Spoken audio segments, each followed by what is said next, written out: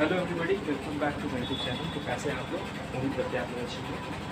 तो आज हम पढ़ने जाएंगे प्रोजेक्टाइल मोशन के बारे में स्टडी। ठीक है, प्रोजेक्टाइल मोशन क्या होता है उसकी हम बात करेंगे और बहुत सारे हम लोग क्या बोलते हैं रिलेशंस को पढ़ेंगे।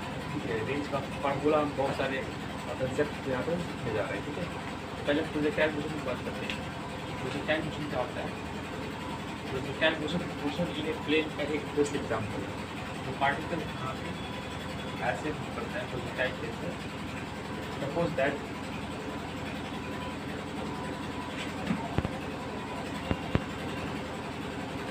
एक हमने क्या किया, एक बॉल को लिया और उसको यू वेलोसिटी से थीटा एंगल पे, हॉरिजॉन्टल से थीटा एंगल पे हमने उसको थ्रो किया। ठीक है, तो ये कैसे मूव करेगा, ये ऐसे मूव करेगा।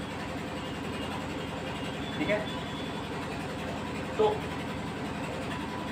क्वेश्चन है यहाँ पे। ठीक है, ये वाई एक्सिस हो जाएगा और ये एक्स एक्सिस होगा। ठीक है, तो यहाँ पे कैसे देखें इस मोशन को, कैसे देखें ये मोशन है बॉल का क्या हो रहा है, मतलब मोशन इन प्लेन हो रहा है, मतलब एक्स वाई प्लेन के अंदर ये पार्टिकल बॉल जो है मोशन कर रहा है। ठीक है, अब देखते हैं इसको हम इस मोशन को कैसे हम स्टडी कर सकते हैं। तो हम इस मोशन को कैसे स्टडी करेंगे?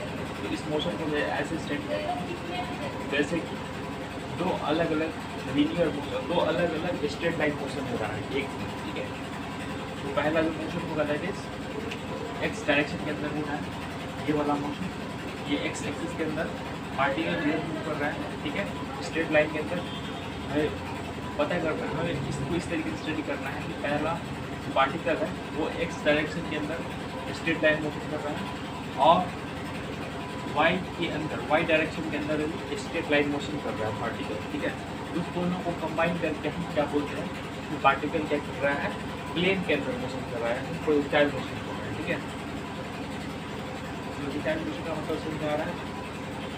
अब हम क्या करेंगे, स्टडी करेंगे दोनों मोशन को, दोनों स्ट्रेट लाइन जो मोशन है उसको अलग अलग स्टडी करेंगे और फिर देखते हैं क्या होता है क्या होता है। तो पहले हम क्या करेंगे, इसको हम बोल देते हैं मोशन इन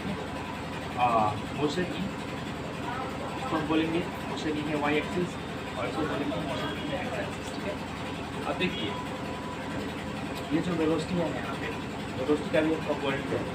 तो एक्स डायरेक्शन के अंदर जो वेलोसिटी आएगा उसको हम क्या बोलेंगे, तो यू एक्स बोलेंगे, और वाई डायरेक्शन के अंदर जो वेलोसिटी आएगा उसको क्या बोलेंगे, यू वाई। ठीक है, अब इसका जो वेलोसिटी का जो कंपोनेंट होगा वो कैसे होगा, एक्स डायरेक्शन के अंदर जो वेलोसिटी का जो वेक्टर होगा क्या होगा, वेलोसिटी वेक्टर एक्स डायरेक्शन के अंदर क्या हो जाएगा, that is you cos theta I cap, और वाई डायरेक्शन के अंदर क्या हो जाएगा, you sine theta J cap. ठीक है, तो दो हमें वेलोसिटी का कंपोनेंट मिल गया, एक एक्स डायरेक्शन के अंदर और दूसरा वाई डायरेक्शन के अंदर। ठीक है, अब क्या है यहाँ पे, अब क्या कर सकते हैं हम यहाँ पे, इसको स्टडी करते हैं। पहले हम क्या करेंगे, इसकी स्ट्रेट लाइन जो वाई एक्सिस के अंदर हो रहा है मोशन उसको स्टडी करेंगे और फिर एक्स एक्सिस के अंदर जो मोशन हो रहा है उसको स्टडी करेंगे। ठीक है, तो पहले हम बात करेंगे पार्टिकल का जो हाइट होगा। अगर देखिए जो पार्टिकल का जो हाइट होगा इस क्या होगा, पार्टिकल को हमने क्या प्रूव किया था, एक बॉल को हमने यू वेलोसिटी से थीटा एंगल पे थ्रो किया, तो ये बॉल मैक्सिमम कितना हाइट पे जाएगा, मैक्सिमम हाइट क्या होगा, यहाँ पे आएगा बॉल का मैक्सिमम हाइट। ये हाइट कितना होगा बॉल का, वो हमें कैलकुलेट होगा एच मैक्स। ठीक है, ये कितना होगा,